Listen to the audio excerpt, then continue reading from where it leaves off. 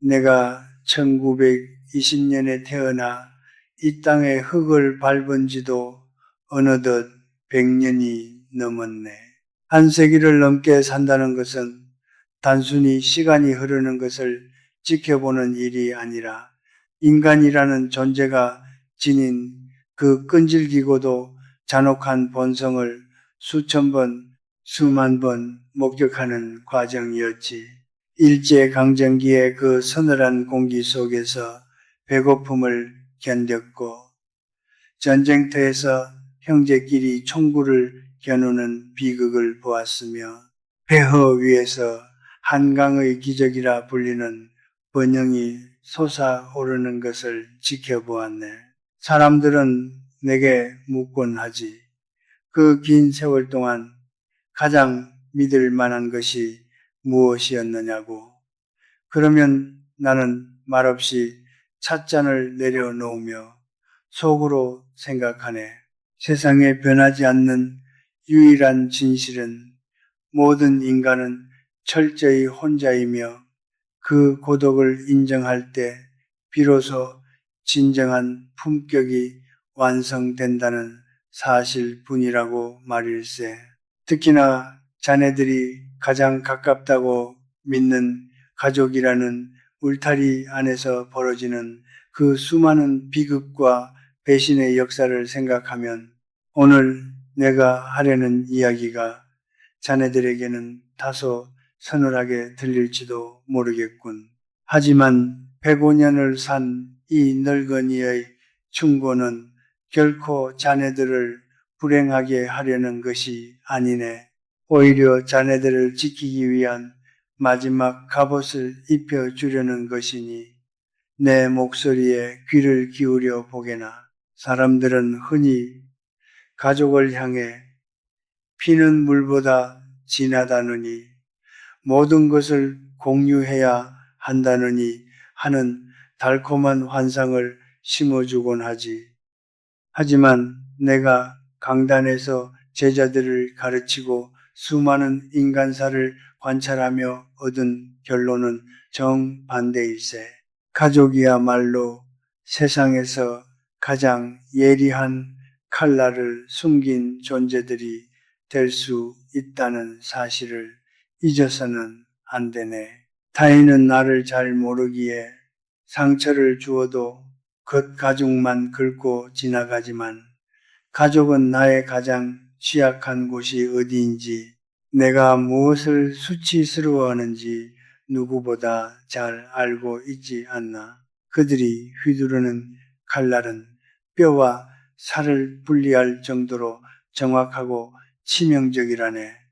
그래서 나는 자네들에게 단호히 말하겠네. 아무리 뼈를 나눈 혈육이라 할지라도, 아니 어쩌면 혈육이기 때문에 더더욱 가슴 깊은 곳에 묻어두고 절대 꺼내지 말아야 할 비밀들이 있는 법일세.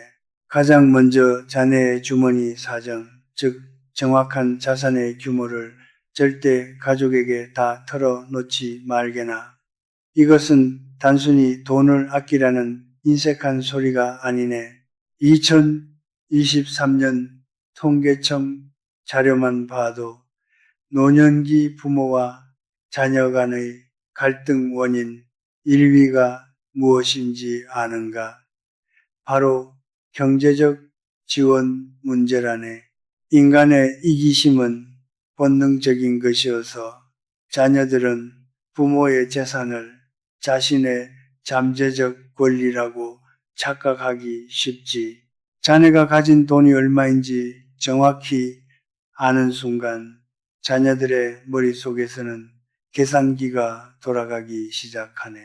아버지가 저만큼 있으니 나는 이만큼은 받아도 되겠지 하는 기대가 생기고, 그 기대가 충족되지 않을 때 감사는 원망으로 변하는 법일세. 내가 젊은 시절 아끼던 한 제자가 있었지. 그는 평생 모은 전 재산을 아들이 사업을 한다기에 다 내어주고 말았네. 아들은 눈물을 흘리며 효도를 맹세했지만 사업이 기울고 재산이 바닥나자 그 아들의 눈빛이 어떻게 변했는지 아나. 아버지를 존경하던 눈빛은 사라지고 왜 더 일찍 더 많은 것을 준비해 두지 않았느냐는 원망만 가득 남았더군. 결국 그 제자는 요양원 지하방에서 쓸쓸히 생을 마감했네. 자네의 경제적 독립은 자네의 인격이자 마지막 보루이네.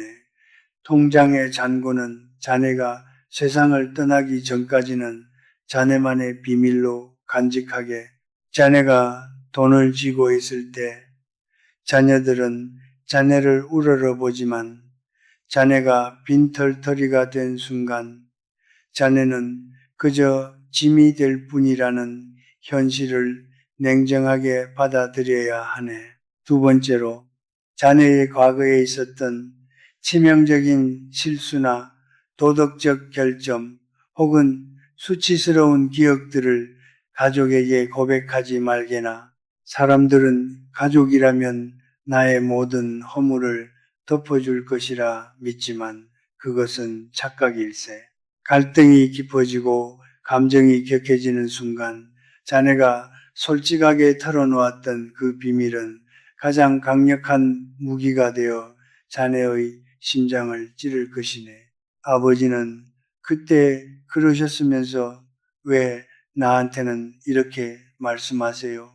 라는 말이 자녀의 입에서 나오는 순간 자네가 쌓아온 부모로서의 권위와 존엄은 한순간에 무너져 내리고 말지. 쇼펜하우어가 말한 고슴도치 우화를 기억하게나.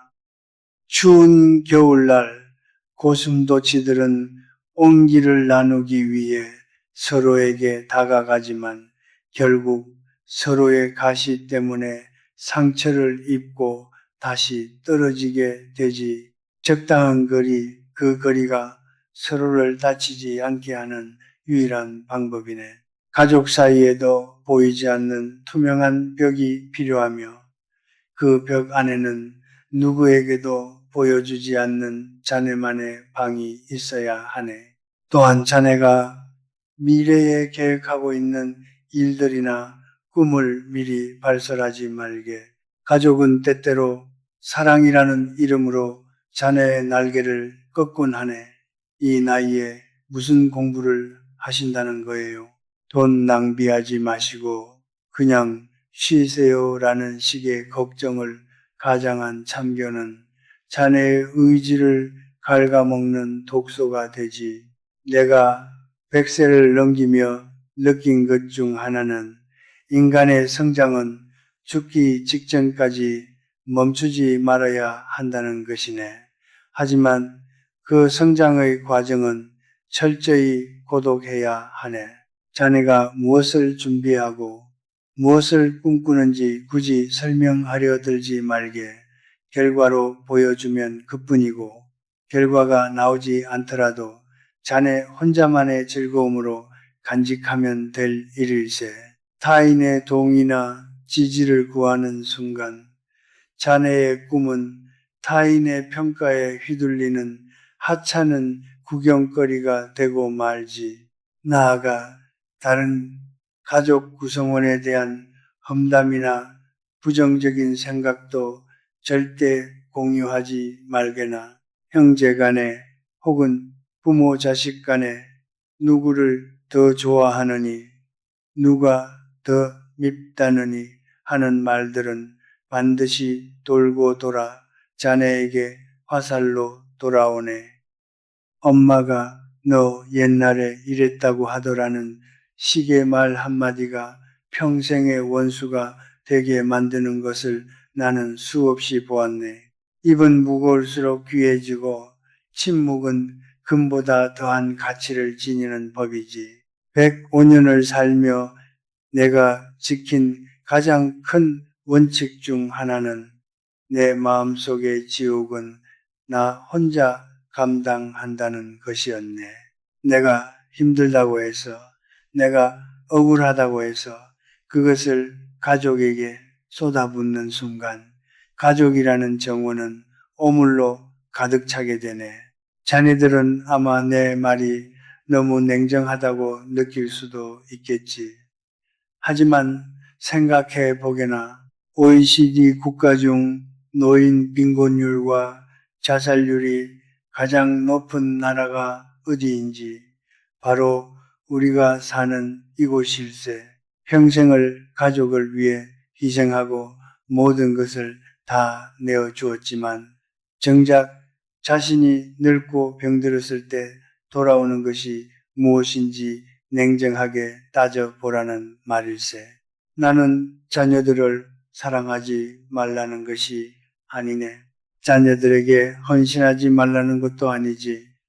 다만 자네 자신을 잃어버리는 헌신은 결코 존중받지 못한다는 사실을 명심하게. 자네가 단단하게 서 있을 때 가족도 자네를 중심으로 결속되는 것이지.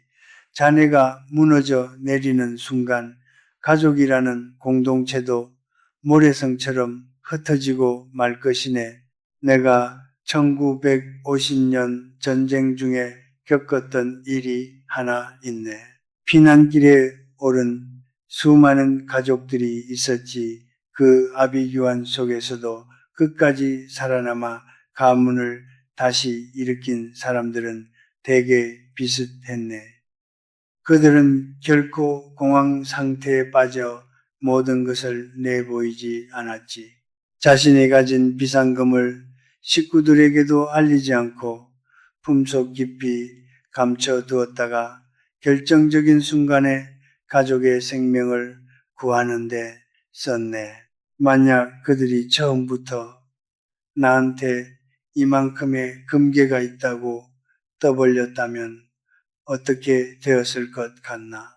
아마 그 피난길의 혼란 속에서 가족 중 누군가가 혹은 외부의 누군가가 그 금괴를 노리고 화를 입혔을 것이 분명하네.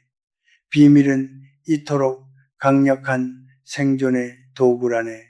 현대사회는 너무나 투명한 소통을 강조하지만 그것은 인간의 본성을 간과한 아주 위험한 발상일세. SNS에 일거수일투족을 올리고 가족 단체 대화방에서 모든 감정을 배설하는 행위가 과연 우리를 행복하게 만들어 주던가. 오히려 오해와 질투, 간섭과 상처만 늘어날 뿐이지 않나. 노년의 품격은 비어 있음에서 오는 것이 아니라 채워져 있으나 드러내지 않음에서 오는 것이네.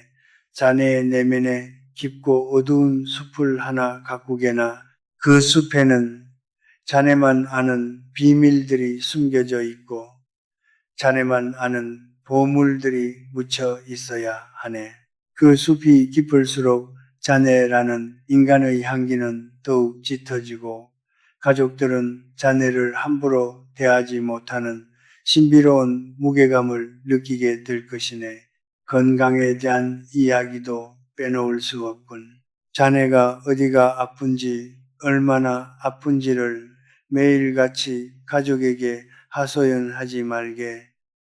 처음 한두 번은 걱정하며 달려오겠지만 병수발이 길어지고 징징거리는 소리가 반복되면 천사 같은 자녀라도 속으로는 언제까지 저러실까 하는 불온한 생각을 하게 마련이네.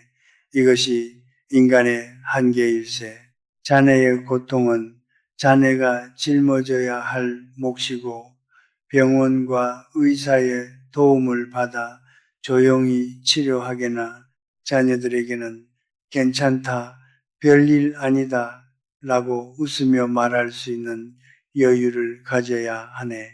그들이 자네를 만날 때마다 즐겁고 유쾌한 기운을 얻어가게 해야지 만날 때마다 병원비 걱정과 병간호 걱정에 짓눌리게 해서는 안 되네. 자네가 스스로 건강을 관리하고 독립적인 생활을 유지할 때 자녀들은 자네를 부양의 대상이 아닌 존경의 대상으로 바라보게 될 것이네. 결국 인생이란 무엇인가? 저녁 노을이 지는 들판을 혼자 걸어가는 것과 같네. 그 길에 잠시 가족이라는 길동무가 동행할 뿐이지 결국 마지막 고개는 혼자 넘어야 하는 법일세. 그 고개를 넘을 때 자네의 짐 속에 무엇이 들어있는지 굳이 남에게 보여줄 필요가 있겠나? 자네만의 비밀, 자네만의 자부심, 자네만의 슬픔을 온전히 품고 가시게. 그것이 105년을 산 이 노인이 발견한 가장 평온하고 자유로운 삶의 방식이라네. 타인에게 기대지 않고 가족에게조차 모든 것을 의탁하지 않는 삶. 나의 경제력으로 나의 노후를 지키고 나의 입술을 다스려 나의 품위를 지키며 나의 침묵으로 나의 비밀을 지키는 삶. 그런 삶이야말로 진정으로 단단하고 지혜로운 인간의 길일세. 자네들이 지금 당장은 내 말이 매정하고 서글프게 들릴지 모르겠으나 세월이 흘러 머리에 소리가 내려앉고 자녀들이 장성하여 각자의 삶을 찾아 떠났을 때 그때 비로소 내가 왜 이런 말을 했는지 고개를 끄덕이게 될 날이 올 것이네. 그때 자네들의 손에 쥐어진 것이 빈털터리 통장이 아닌 자네들만의 든든한 노후 자금과 누구에게도 침범받지 않은 고결한 비밀들이길 진심으로 바라네. 가족이라는 이름의 환상에 속아 자네의 모든 성벽을 허물지 말게나. 성벽은 적을 막기 위해서도 필요하지만 가장 소중한 성 안의 사람들을 안전하게 보호하기 위해서도 반드시 서 있어야 하는 것이니까 말일세. 이제 내 이야기는 여기서 마치겠네. 밖에는 벌써 해가 뉘엿뉘엿 지고 있군. 나 역시 이제 나만의 고요한 방으로 돌아가 침묵 속에서 나만의 비밀들과 대화를 나누어야겠네.